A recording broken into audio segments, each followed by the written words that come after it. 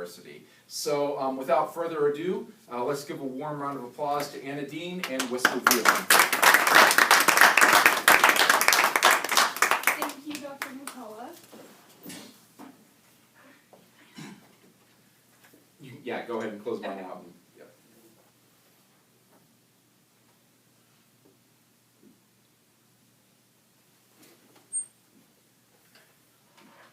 It's in the I'm sorry, I should have provided. No, it's okay.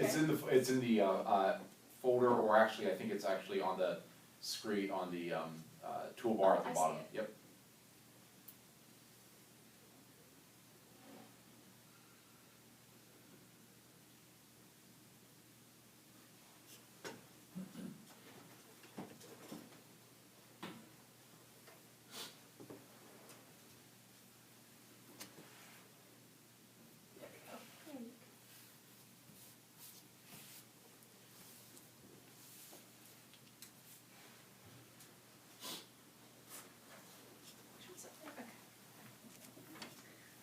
Good afternoon, everyone. As Dr. McCullough said, my name is Anna Dean. I am a senior multimedia communications student, and this is my senior capstone presentation on WSPA wheeling.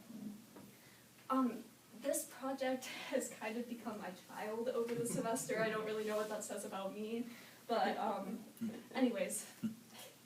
So this is my table of contents, and allow me to walk you through what I'll be talking about through this presentation.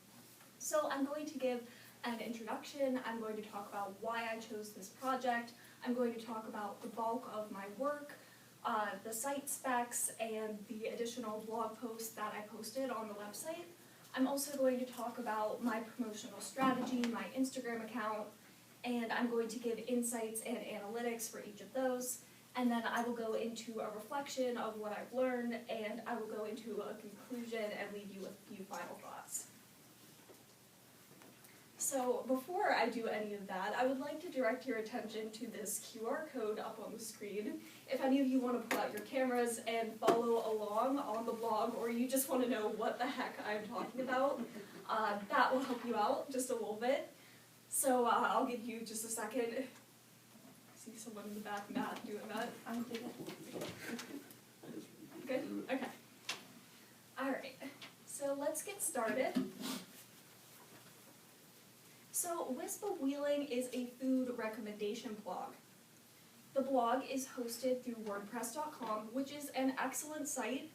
It makes blogging pretty painless if you have no idea what you're doing, which I did not have any idea what I was doing when I started this. I'd never written a blog, and I'd never actually created my own website, so it was really helpful for me especially. I chose a multimedia selection for my project just because I feel like it relates to my future career, it relates to my major, so I wanted to do something that kind of, it isn't the same thing as what I'll be doing because I'm going to go into podcasting, but it's something that could help me with that. So additionally, I did writing, I did research, and I did self-promotion with some help from the West Liberty Arts and Media Instagram, so shout out to Brooke Anderson. And I gave weekly updates starting in February.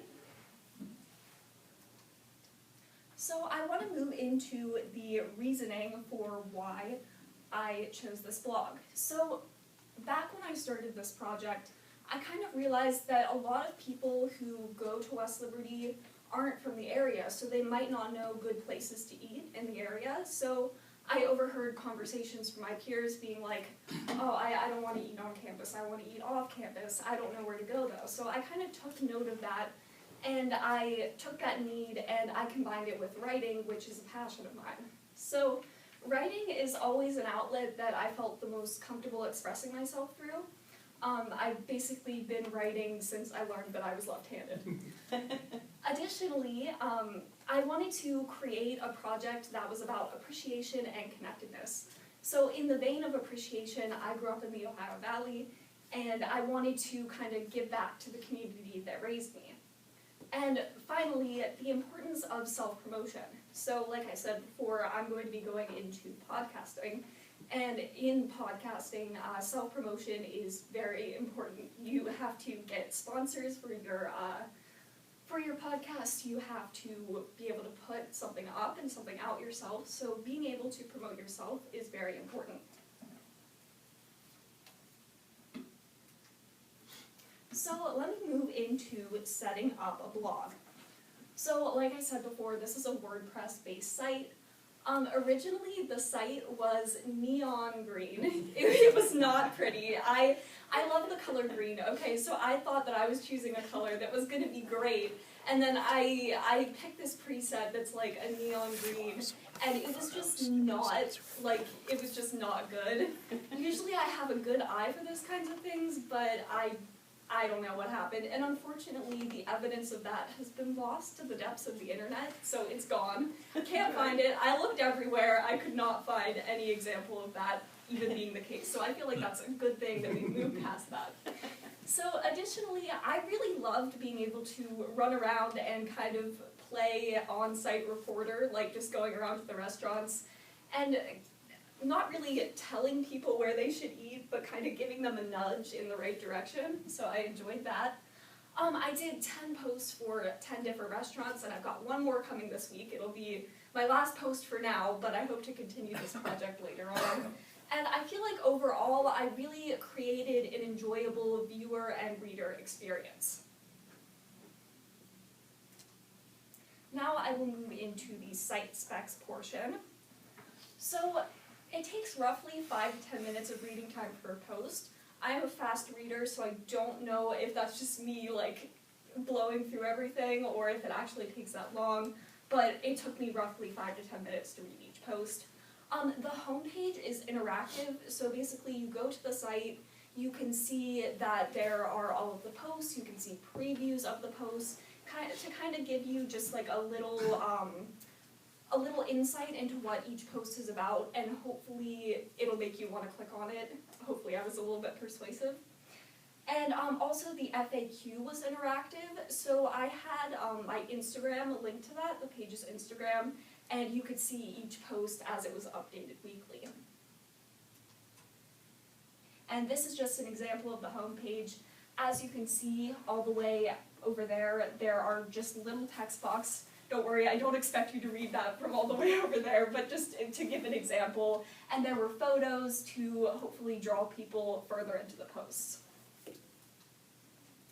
So now let's move into the bulk of my work where I did most of what I was doing. This was my first post, Welcome to Whisper Wheeling. So for this post, I just wanted to give an introduction of what the site was about, and I wanted to establish an audience.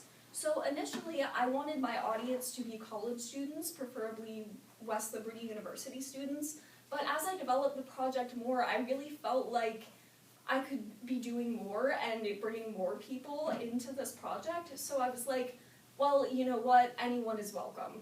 Anyone who loves food, we all love food, we can't live without it, so I wanted to bring more people into it. And also, I wanted to give an introduction to myself, and I wanted to tell people what was going on so they weren't like, what are we doing here? So, post number 2, this was my first actual restaurant that I went to. And this was about Later Alligator, which is a restaurant in Center Market in Center Wheeling, and it specializes in sweet and savory crepes. So this post, I learned an important lesson that I can't just throw words at a page and hope that they stick. Unfortunately, that is a problem that I've dealt with for most of my life. I'm just kind of throwing things out there and hoping that they're okay. But I feel like I needed to get a better sense of direction. It was kind of just a really long block of text that was just a narrative approach to the situation when I needed to be making this a mix. I needed to be talking about the restaurant, I needed to be talking about the location, I needed to be talking about the hours of operation, how you can get there, etc. So I really took those into consideration when thinking about how I could improve this. And that brings me into post number 3, which is comfort food at Golden Chopsticks. So Chinese food has always been comforting for me, so I wanted to kind of give the audience an incentive to come to this place, so I was like, oh, I'll make a connection of comfort food and Chinese food. So that's what I did there. And I learned that it's better if you have a little bit of a tie-in for the audience to kind of grasp onto the main idea of the post, and then that brings you through the rest of the post. Additionally, in this post, that was the beginning of my sections. So I started dividing up the posts into different sections. I did an initial section that was about the restaurant, like the history, or any additional information that you might need about the restaurant. And then the second section was location, and then hours of operation, and then finally my dining experience. Because I feel like in these posts, to really get the gist of them, you need to know what's going on there first, and then finally you can hear about how the dining experience is. Also, I kind of started to put pictures in between blocks of text because originally I was just throwing them all at the bottom of the post, and it wasn't very pretty, it didn't look very good in a web format, so I wanted to do something to kind of spice it up a little bit. So post number 4, fish sandwiches at Coleman's Fish Market. I think it's pretty self-explanatory what that post is about, given the title.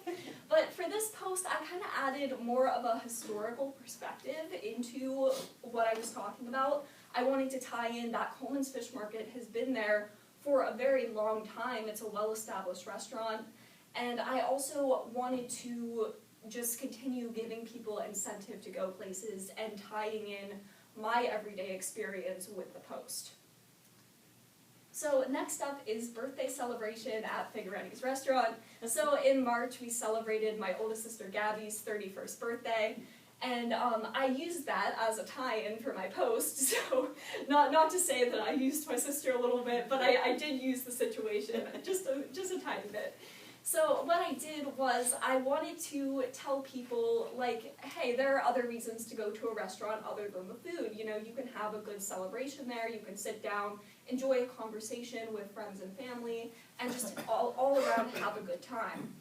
Additionally, this was the last post with the ugly neon green design. After that, the design blossomed into a tasteful floral pattern that made everything prettier, and it just kind of made me feel better about the site as a whole, because I don't do well when things don't look good. So next up is brunch at Sarah's on Main.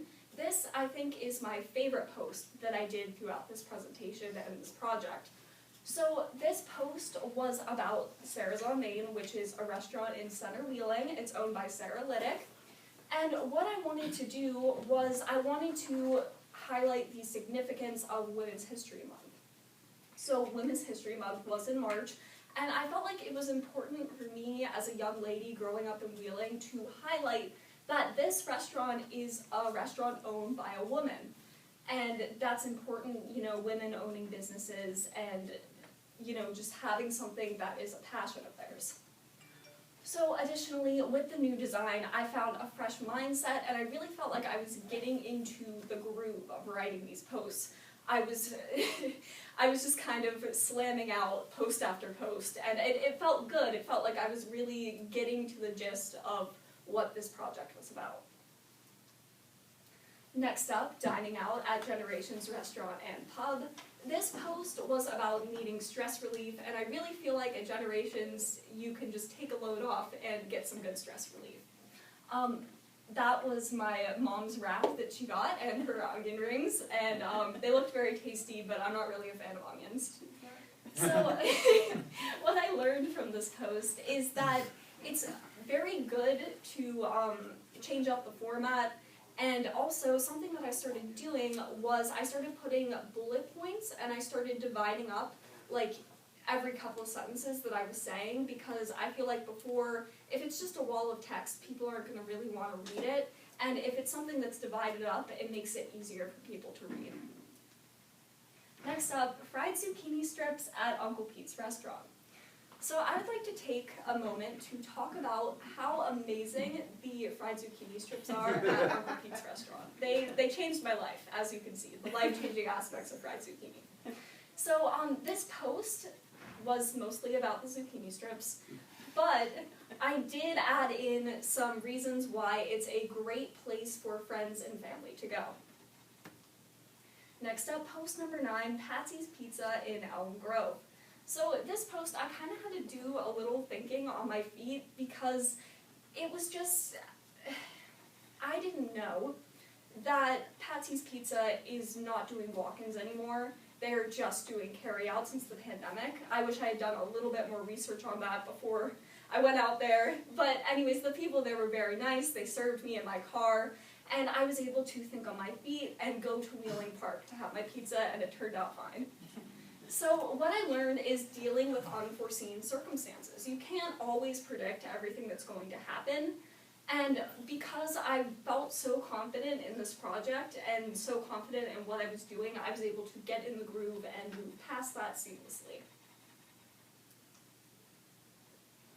So this post was special to me because I was actually able to do my first interview for the website, and I was able to sit down with Chef Matt Welsh of Vagabond Kitchen. So this post, I recorded the interview. It's not very good quality because it was on my iPhone. I wasn't able to take my professional mic in. But I was able to edit it in Adobe Audition, which helped to make it sound a little bit better. So what I did was I put it on the site. I put like some music beforehand so it kind of flows into it. And I also posted a transcript for people who would rather read.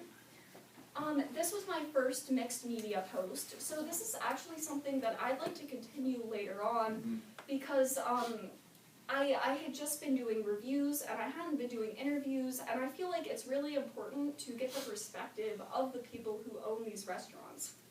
So this leads me to New Horizons, which is what I hope to continue later on. I hope to be able to do more interviews with more of the owners of these restaurants, and I really hope to just create a better experience. So I'd like to talk about the blog subscriber account right now. So we have a total of 6 followers right now, so there's room to grow. Dr. McCullough's one of them. I just figured it all out.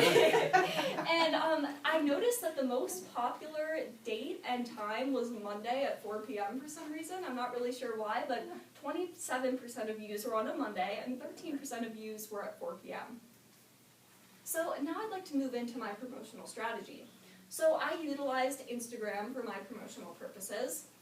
I wanted to do a mixture of stories and posts because I feel like my content really reached more people through stories than it did through just posting things, and I really felt like the difference mattered. So also, social media was important to me because, like I said before, I gave a shout out to Brooke, but her posting my posts on her stories helped to get more people to follow the Instagram account. And also, word of mouth was important to me. I told basically everyone I know. I'm sure there's a random person down at Sheets that knows about my blog for some reason. So, as of right now, we've got 50 followers on the Instagram account, which is really good for only being up for a couple months. We've reached about 331 accounts overall, and the stories have actually been featured in the hashtag Wheeling Public Story 3 times, which was surprising to me because I did not know that was a thing beforehand. Additionally, I followed the restaurants and I tagged the locations in posts. Every time I would go to a restaurant, I tagged the location so people knew where it was. So these are some examples of the posts that I did. We've got Patsy's Pizza, we've got Generations, and then we've got Wistful Wheeling at the end. So these are some of the insights for Wistful Wheeling Instagram. So out of my 50 followers so far, I have engaged 45 of them. And these are some insights and analytics for the blog. So since I started the blog, I've had a total of 592 views, which I feel like is pretty good despite only having 6 followers. I noticed something interesting, which is that I got a majority of referring from different websites or different platforms from Facebook, which was a personal link that I posted on my personal account, and people seem to follow that more than they did from Instagram, but that's something that I hope to improve on later. Now I would like to do some self-reflection, because that's important. So the lessons that I've learned throughout this project is I really feel I allowed myself to grow as a writer. I tried something new, I took a chance, and I feel like taking chances are what allow us to grow the most as individuals. Additionally, I learned better about self-promotion, and I learned, I guess, how to connect people. A couple of the weaknesses that I had are wordiness. I have probably said that so many times in my lifetime that I'm a very wordy person. You'll never hear the end of it. So I feel like that's something that I improved on, and additionally I had a poor design choice when I started out, but by the end of it I feel like I improved on that. Some of my strengths were, like I said before, improving as a writer, and just being able to enjoy myself. I feel like if you're not enjoying what you're doing, what are you doing? So as for what's next, I would really like to continue this project over the summer. I really feel like I found kind of a niche, and I feel like that's very important, and I would like to continue over the summer, maybe not as frequently, I probably won't have the time, but maybe once every couple weeks instead of once every week. And I'd like to leave you with just a few parting words. So I know that I've explained this whole project to you. You probably think that you know what this project is about. But for me, this project was about connectedness and about appreciation. I wanted to connect people, I wanted to bring them together, I wanted to make sure that my peers who maybe didn't know where to eat in the area knew where to eat and knew where it was good. Additionally, I grew up in the Ohio Valley, as I said about 5 times now, and I wanted to just write a love letter of appreciation to the city that I was brought up in. And that concludes my presentation. Thank you all for your time.